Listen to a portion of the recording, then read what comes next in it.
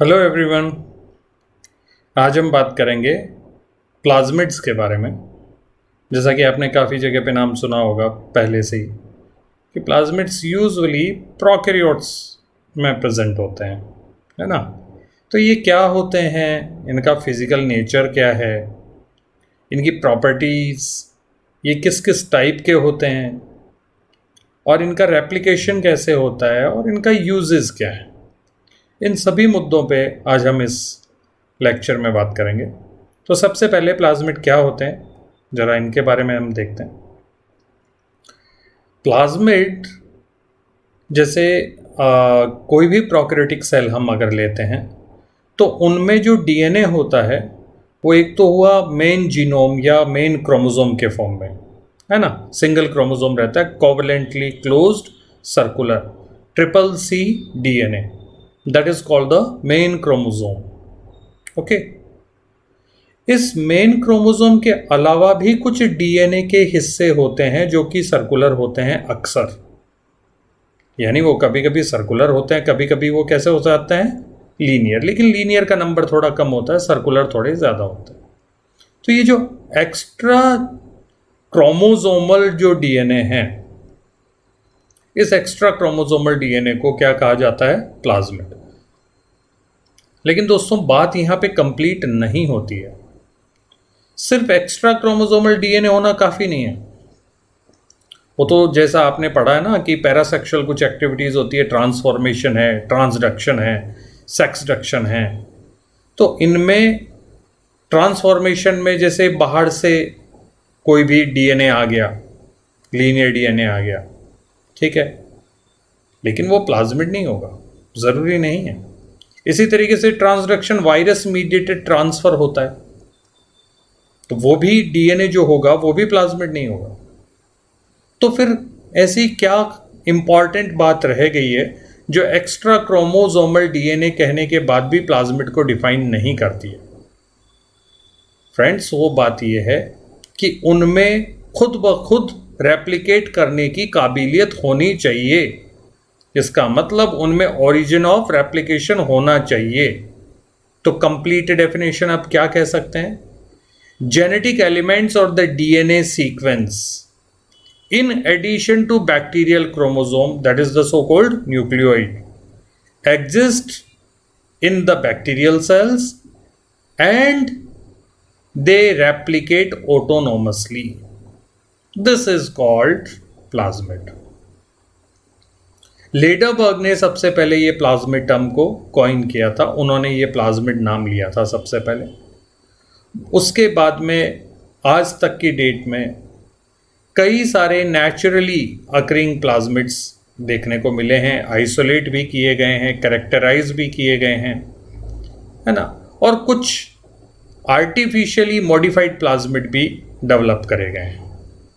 उनकी ज़रूरत कहाँ पड़ती है? जेनेटिक इंजीनियरिंग में। हम सभी वाकिफ़ हैं इस बात से कि जेनेटिक इंजीनियरिंग क्या होता है। जीन लेवल पे, जीनोम लेवल पे जो माइक्रो इंजीनियरिंग है उसको हम क्या बोलते हैं? जेनेटिक इंजीनियरिंग, जिसमें हम किसी एक ऑर्गेनिज्म से जीन लेकर किसी दूसरे ऑर्गेनिज्म में इंट्रोड्यूस करवा देते हैं। इस फिनोमिना को जनरली क्या बोला जाता है? Genetic engineering. और इस टेक्नोलॉजी को क्या बोला जाता है? रिकॉम्बिनेंट डीएनए टेक्नोलॉजी, ठीक है। तो उसमें जो प्लाज्मिड्स हैं उनको एज अ वेक्टर काम में लिया जाता है। जैसे बीटी कॉटन का नाम हम सभी ने सुना है। तो बीटी कॉटन क्या है?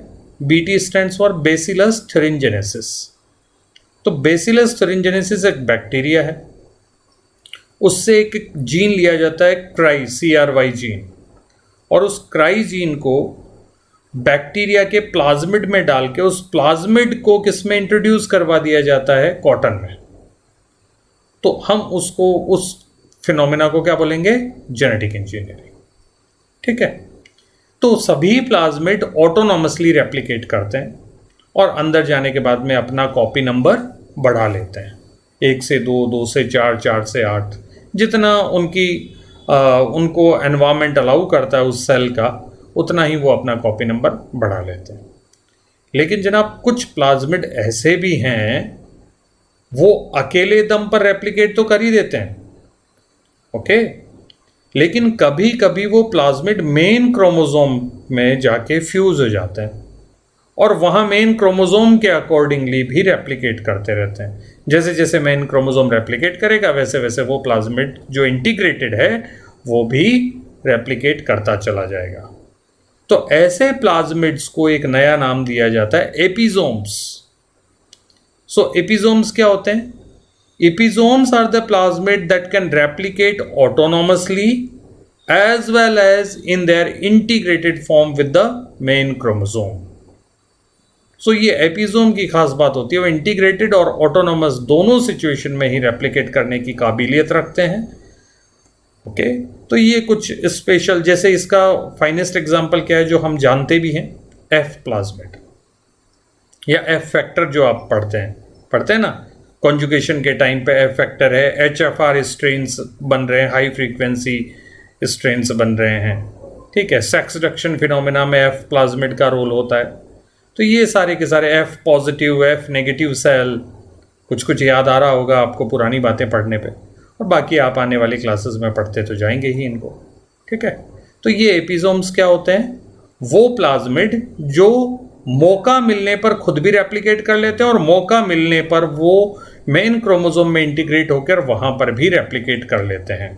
तो आपको एक बात तो समझ में आ गई कि प्लाज्मिड को सिर्फ एक्स्ट्रा क्रोमोसोमल एलिमेंट कहना, जेनेटिक एलिमेंट कहना काफ़ी नहीं है, हमें ये बात भी कंसिडर करनी पड़ेगी कि वो रेप्लिकेट भी कर सकते हैं, ठीक है। अब इनके फिजिकल नेचर क्या है? जाहिर सी बात है ये एक डबल स्ट्रैंडेड DNA है और वो कैसा होगा? कोवलेंटली क्लोज्ड सर्कुलर, जैसे मेन क्रोमोसोम होता है ज़्यादातर। लेकिन कुछ केसेस में ऐसा भी देखा गया है कि लीनियर प्लाज्मिड होता है, जैसे बोरीलिया के केस में लीनियर प्लाज्मिड होगा, ठीक है। अच्छा, जब ये सर्कुलर फॉर्म में होते थे सुपर कॉइल्ड रहते हैं, सुपर कॉइल्ड कॉन्फ़िगरेशन रहता है जिसकी वजह से इनमें कॉम्पैक्टनेस आ जाती है। सुपर कॉइल्ड जैसे लैंडलाइन जो टेलीफोन होता है उसका जो वायर होता है वो कई बार एक दूसरे के ऊपर, जो हेलिकल टर्न लिए हुए होता है वो एक दूसरे के ऊपर नॉट्स डेवलप कर लेता है, उसको हम बोलते हैं सुपर कॉइलिंग। तो वैसा ही DNA होगा जो सुपर कॉइल्ड स्टेट में रहता है। So what's the physical nature? It is a covalently closed circular double stranded DNA found exist in the super coiled and compact form. Okay, अब इनका कॉपी नंबर का मतलब सिंपल सा ये होता है कि किसी प्लाज्मिड की कितनी कॉपी उस सेल में प्रेजेंट है। कुछ केसेस में 1-2 कॉपीज़ होती है, लेकिन कुछ केसेस में 100+ कॉपीज़ भी होती है। तो हमारे लिए कौन सा इंपॉर्टेंट होगा अगर हम रिकॉम्बिनेंट DNA टेक्नोलॉजी के पॉइंट ऑफ व्यू से बात करें?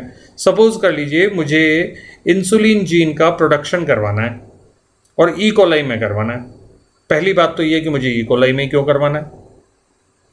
वो इसलिए करवाना है कि ई कोलाई सेल 20 मिनट में 1 से 2 हो जाती हैं, रेप्लिकेट कर जाती हैं, और अगले 20 मिनट में 2 से 4 हो जाएंगी, यानी 40 मिनट में 4 होगी, अगले 20 मिनट में 8 हो जाएंगी, अगले 20 मिनट में 16 हो जाएंगी।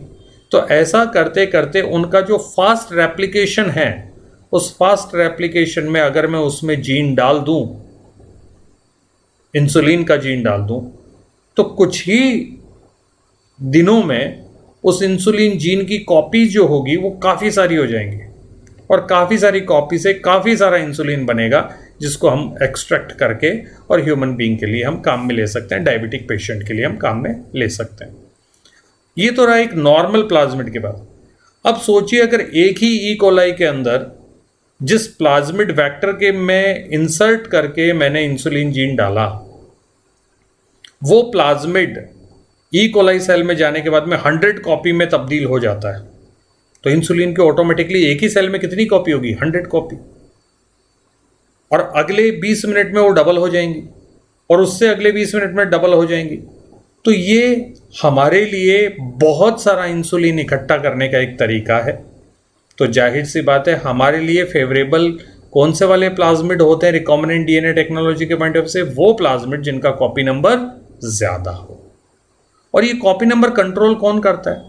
ये प्लाज्मिड पर ही लगे हुए जीन्स होते हैं जो या तो खुद ब खुद कंट्रोल कर लेते हैं या होस्ट जीन के साथ में इंटरेक्ट करके वो तय करते हैं कि किसी पर्टिकुलर प्लाज्मिड का कॉपी नंबर कितना होना चाहिए। अब इनके प्लाज्मिड्स की प्रॉपर्टीज़ के बारे में अगर हम बात करें तो जैसा कि हमने कुछ इंपॉर्टेंट प्रॉपर्टी के बारे में बात कर ही लिया पहले से। पहली चीज़, एक प्लाज्मिड जो होगा वो किसी एक या उससे संबंधित या उससे जो रिलेटेड बैक्टीरिया हैं उनमें ही प्रेजेंट होगा। ऐसा नहीं है कि एफ प्लाज्मिड अगर किसी एक बैक्टीरिया में है, ई कोलाई में है, तो ई कोलाई से डिस्टेंटली रिलेटेड में भी एफ प्लाज्मिड मिलेगा ही मिलेगा, जरूरी नहीं है। ई कोलाई से रिलेटेड जो दूसरे बैक्टीरिया हैं उनमें एफ प्लाज्मिड के मिलने की संभावनाएं ज़्यादा होंगी। दूसरी बात, ये इंडिपेंडेंट रेप्लिकेशन कर सकता है। तीसरी बात, ये अपने ट्रांसफ़र को भी एनकोड करता है। याद करिए कॉन्जुगेशन फिनोमेना, जिसमें एफ प्लाज्मिड पे कट लगता है और रोलिंग सर्कल मॉडल से वही एफ प्लाज्मिड का एक जो कॉपी होगा वो एफ नेगेटिव सेल में चला जाता है। तो ये जो ट्रांसफ़र हुआ, इस ट्रांसफ़र के लिए कट लगना ज़रूरी है। कट लगाने वाला एंडोन्यूक्लियस, एंडोन्यूक्लियस को बनाने वाला जीन कहाँ होगा?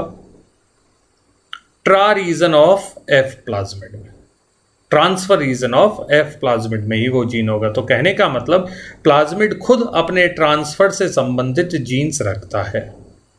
और आखिरी इंपॉर्टेंट प्रॉपर्टी इनकी कि उन काफ़ी सारे प्लाज्मिड होते हैं जो एपिसोम्स की तरह काम कर सकते हैं। एपिसोम्स हम ऑलरेडी पढ़ चुके हैं। अब हम बात करते हैं types of plasmid. Naturally occurring plasmid के कई सारे टाइप्स हैं। जैसे पहला एफ प्लाज्मिड या F factor. F stands for fertility. It was the first plasmid to be described and it is having major role in the conjugation phenomena of bacteria E. coli. It has 3 reasons. REP genes जो उसी plasmid का जो replication है उसको control करते हैं। कई सारे ट्रांसपोजेबल एलिमेंट्स। ट्रांसपोजेबल एलिमेंट्स क्या होते हैं? जंपिंग जीन्स, ठीक है, वो भी इन्वॉल्व होते हैं। और वो जीन्स इसके एपिसोम की तरह भी काम करवाते हैं। तीसरा, ट्रा रीजन। इस रीजन में वो जीन्स होते हैं जो उस प्लाज्मिड को ये एक एबिलिटी देते हैं कि वो कॉन्जुगेशन के थ्रू दूसरे एफ नेगेटिव सेल में एंटर हो जाए। ओके, तो ये अगर हम इसका जीनोम मैप देखें तो आप देख पा रहे हैं यहाँ पे ओराइटी है। ओराइटी मतलब ओरिजिन ऑफ ट्रांसफर, यानी जो ट्रांसफ़र के टाइम पे कट लगेगा वो यहाँ लगेगा। उसके बाद में ट्रा रीजन है, यानी इसमें वो जीन्स हैं जो ट्रांसफ़र के लिए ज़रूरी हैं। इसके बाद में IS3, ट्रांसपोजोन 1000, IS3, IS2, ये सारे क्या हैं? ये ट्रांसपोजेबल एलिमेंट्स हैं। और REP जीन्स आप देख पा रहे हो जो ब्लैक कलर का लाइन है। REP जीन्स मतलब genes that regulate the replication. तो मेनली कौन कौन से रीजन हो गए? Rep genes, tra region and transposable elements. Okay, दूसरे टाइप का प्लाज्मिड आता है R plasmid. R stands for resistance. इन प्लाज्मिड में ऐसे जीन्स होते हैं जो एंटीबायोटिक रेजिस्टेंस प्रोवाइड करवाते हैं। एंटीबायोटिक्स क्या होते हैं? जो माइक्रो ऑर्गेनिज्म को मार दे। तो अगर जिन जिन ऑर्गेनिज्म में, जिन जिन प्रोकैरियोट्स में या बैक्टीरिया में आर प्लाज्मिड हैं, तो जिन एंटीबायोटिक्स के अगेंस्ट में ये आर प्लाज्मिड के जीन्स प्रेजेंट होते हैं, उन एंटीबायोटिक का अब उन बैक्टीरिया पे कोई असर नहीं होगा।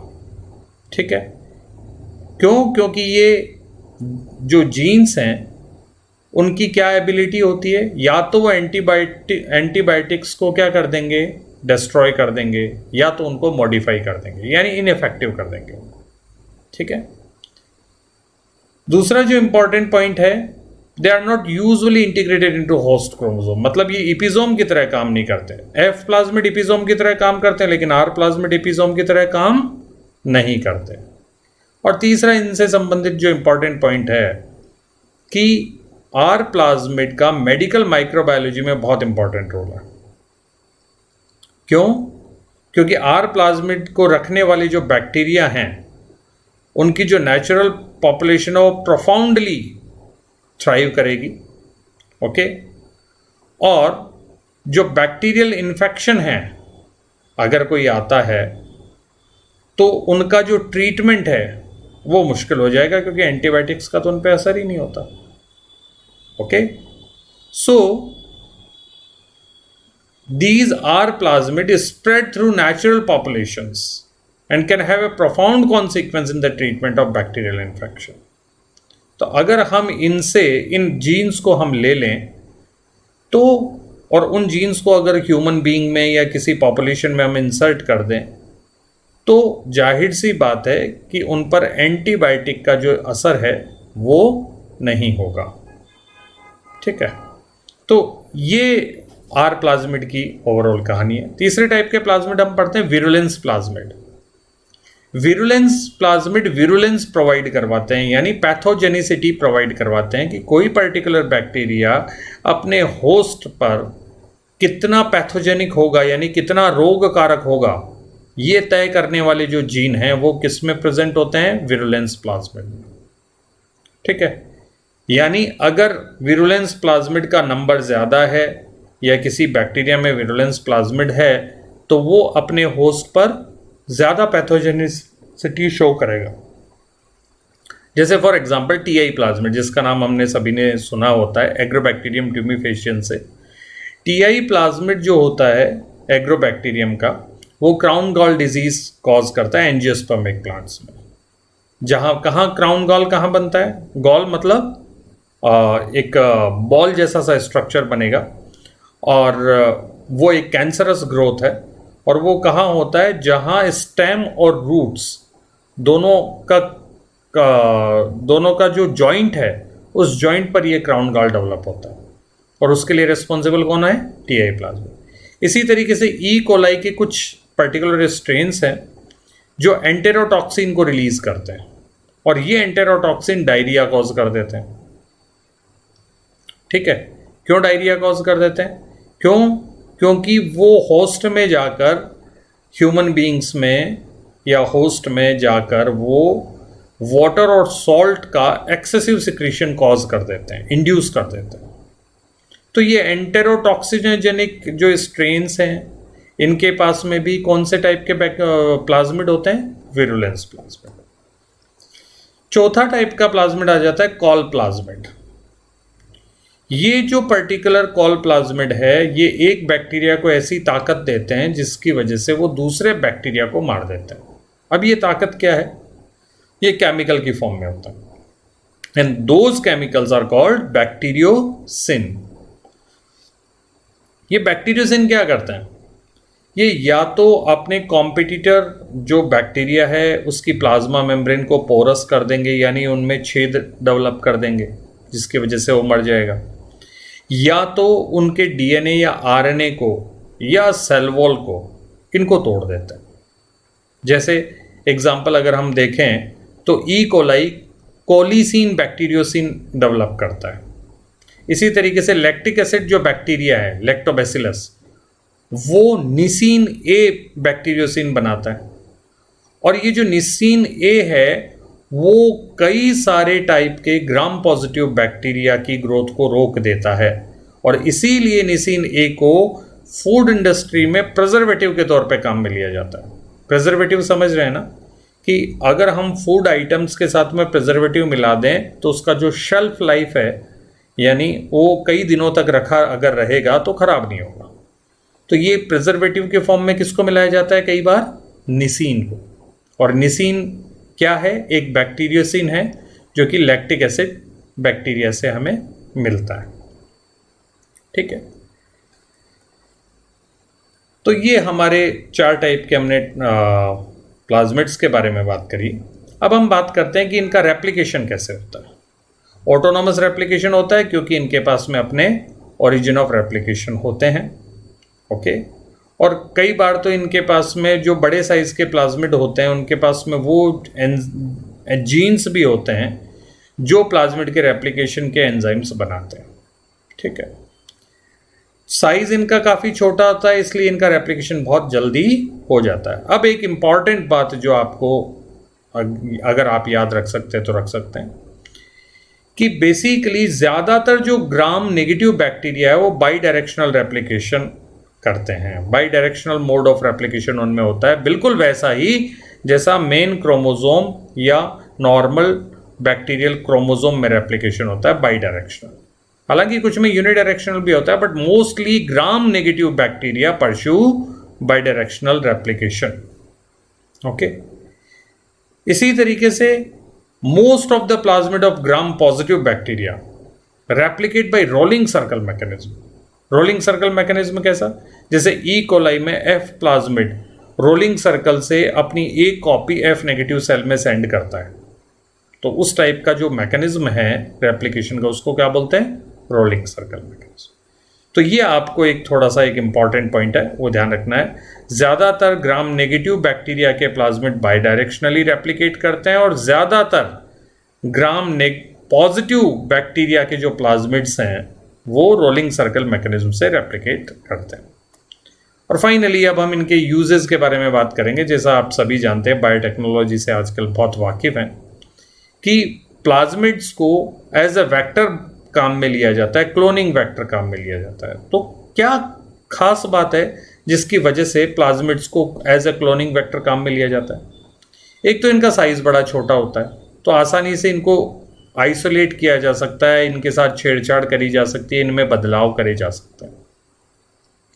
दूसरा, इनमें इंडिपेंडेंट ओरिजिन ऑफ रेप्लिकेशन है, यानी इनको कॉपी नंबर बढ़ाने के लिए आपको कोई समस्या नहीं है, अपने आप ही अपना कॉपी नंबर बढ़ाता चला जाएगा। तो जो भी डिजायर्ड जीन है वो भी अपने आप इनके साथ रेप्लिकेट होता चला जाएगा, इनका नंबर बढ़ता चला जाएगा। तीसरा, मल्टीपल कॉपी नंबर, इनमें इनको अलग से एम्पलीफाई करने की ज़रूरत नहीं पड़ती, आसानी से इनका जो नंबर है वो रेप्लिकेशन अगर फास्ट होता है तो इनका नंबर बहुत जल्दी बढ़ जाता है। और चौथा, इनमें सेलेक्टेबल मार्कर्स प्रेजेंट होते हैं, एंटीबायोटिक रेजिस्टेंस जीन जैसे फॉर एग्जांपल हैं, वो इनके सिलेक्शन में काम में आ जाते हैं। ठीक है, तो हमें पता लग जाता है कि कोई पर्टिकुलर प्लाज्मिड को हमने जिस सेल में इंट्रोड्यूस किया वो उस सेल के अंदर पहुंचा भी है कि नहीं पहुंचा है। और जैसा कि आप सभी अच्छे तरीके से जानते हैं और आने वाले क्लासेस में हम डिटेल में बात करेंगे कि अगर कोई हमें कॉमन टाइप के प्लाज्मिड के बारे में बताए या पूछे कि वो प्लाज्मिड बताएं जो जीन क्लोनिंग में बहुत अक्सर काम में लिया जाता है, वो कौन सा है? PBR। P stands for plasmid, B for Bolivar, R for Rodriguez. Okay, 322 उसका स्ट्रेन नंबर है। तो इस तरीके से हमने आज ये प्लाज्मिड के बारे में पूरी बातें करी। आप बहुत अच्छे तरीके से इसको रिवाइज करिएगा। कोई भी क्वेरी हो आप कमेंट बॉक्स में दे सकते हैं, आप इंडिविजुअली व्हाट्सएप ग्रुप में डाल सकते हैं। तब तक के लिए गवर्नमेंट का no mask no entry campaign का साथ दीजिए, अपना भी ध्यान रखिए, अपने करीबियों का भी ध्यान रखिए। Thank you so much, stay safe.